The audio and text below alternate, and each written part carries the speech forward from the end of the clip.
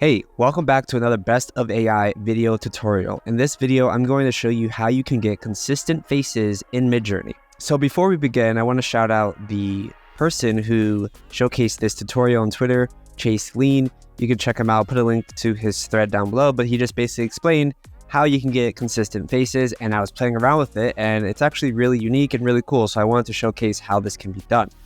So the first thing is we are going to use MidJourney, obviously, and we are going to play around with this prompt here. So you can see here that I was playing around with it and I got multiple images of the same woman. So how do we do that? We use this prompt. So this is a different variation of what I got here, but you'll get the idea. So portrait photography of a beautiful woman on a yacht, Italy, white and blue, flowy fabric, split into 4 different images shot from different angles, okay? And this is the unique part right here, split into 4 different images shot from different angles. So what's gonna happen is we're gonna get 4 images per grid, right? Normally we get 1 image per grid, right? So for example, you'll see up here, I get 1, 2, 3, 4 images, right? But when we say this prompt, we actually get 16 images, right? Because we get 4 per grid. So you can see here, we get 4 different images of the same woman in the grid, right? And it's all shot from different angles, so you can get the idea. So let's play around with this and see what happens, and I'll be right back. All right, I'm back. So now at this point, you can see that we have a lot of different options to choose from. And what we can do is we can stop here and select one of these, right? And I'll show you the process of that. Or what you can do is go a little bit further and do a variation of any of the images that you like. So in this case, I actually like the 4 images in this grid here. So what I'm going to do is click on V3, and that should give us 4 more images similar to that one. Once you decide what images that you like, at that point, like I said, you can do the variations or you can do the upscale. So here we go. It's going to start that process, but I'm just going to click on upscale number 3 and just continue on with the tutorial as this processes those images. But you can see here, it's already given me 16 more images that are similar to the one that I wanted, right? So you can see here, boom, I got even 16 more of that particular style, right? So as you can see, you can kind of get pretty much infinite images by doing this. And you can do more than, split into 4 different images. You can do split into 8, 6, whatever the case may be. 4 just seems to be the best, but you get the idea. You can get a lot of images. Now, I like these, right? So at this point, again, you can go a step further. You can do make variations. You can zoom out.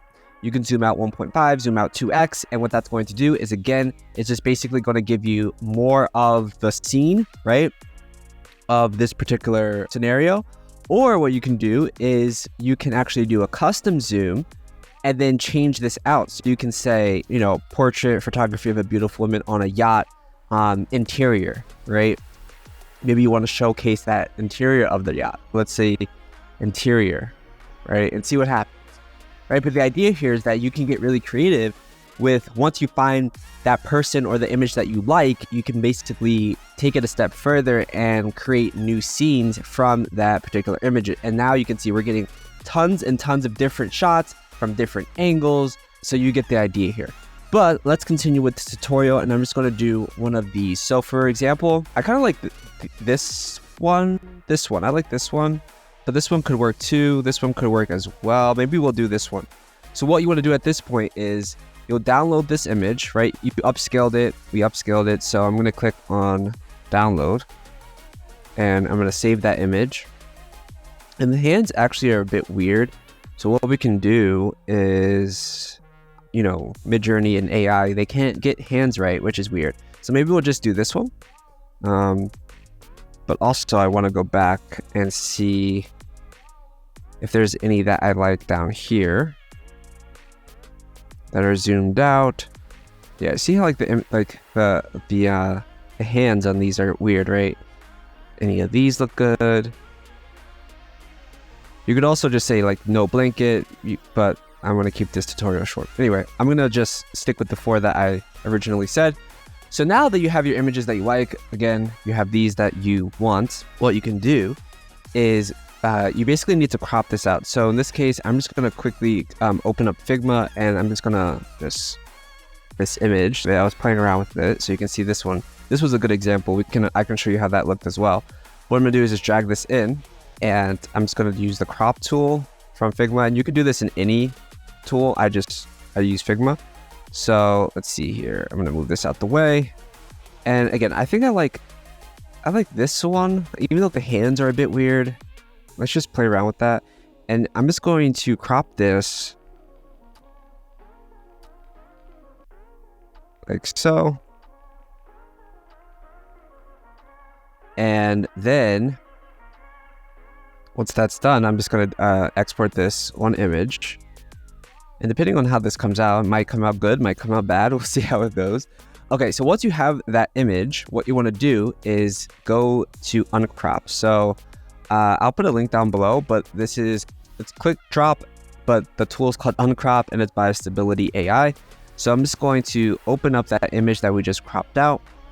And now you can see here that what it's going to do is it's basically going to do generative fill, right? Similar to how Photoshop does their generative fill.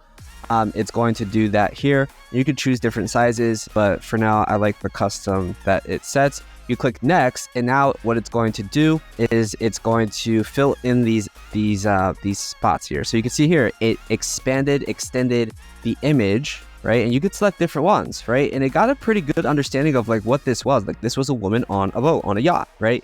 So you can see here that you can select different versions of this image. And now you can see where this can go, right? Now you have a really nice image of a woman on a yacht, but then you can go back into MidJourney, right? So, you know, you have this one image, but you can go back into MidJourney and find those other ones that you really like, right? Like for example, if you wanted this one, you can, you know, crop that one out. And again, if you like this one or you like that one, whatever one you like, crop it out, then go to Uncrop and then expand it. And now you can make a board of different angles of the same person.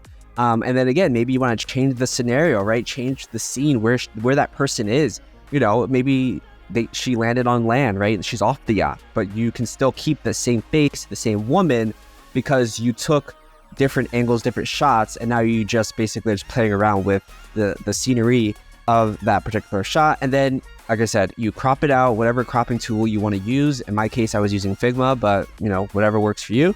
And then just drop it into Uncrop, and then it will do the generative fill based off that image. So that's how you're able to create consistent faces and different scenes within AI. So for example, this one as well I was playing around with. This one was beautiful. So if I'll show you this one real quick. So I'm gonna go back and I'm going to upload this right here and then click next. You'll see this process for a different image, right? But the whole idea is that you can just start with one image and create different scenes, which is really, really cool. So that's how you're able to do this. Let me know if you guys like this video, and if you want to see more tutorials like this one, make sure you subscribe and give us a big thumbs up. And make sure you go to bestofai.com so that you can browse and save over 7,000 AI tools just like Uncrop, just like we used today. So go check that out. That's it for this tutorial, and I'll see you in the next video. Bye-bye.